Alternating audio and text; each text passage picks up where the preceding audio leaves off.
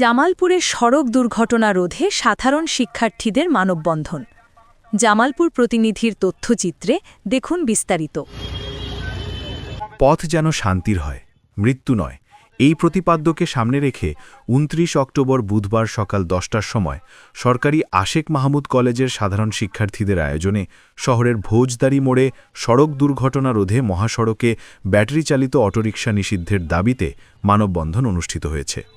এ সময় বক্তারা বলেন, মহাসড়কে ব্যাটারি চালিত অটোরিকশা নিষিদ্ধের জন্য প্রশাসনের সুদৃষ্টি কামনা করেন। এছাড়া অন্যান্য সাধারণ শিক্ষার্থীরা বক্তব্য রাখেন।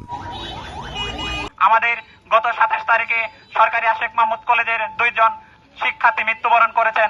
আমরা তাদের জন্য শোকাহত।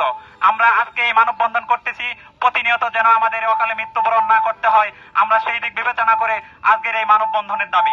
মহাসড়কে যেন আর কোনো অটোরিকশা বা অটো গাড়ি কোনো কিছু না চলতে পারে, সেই ব্যবস্থা করা হোক। আলাদা একটা লেন তৈরি করা হোক।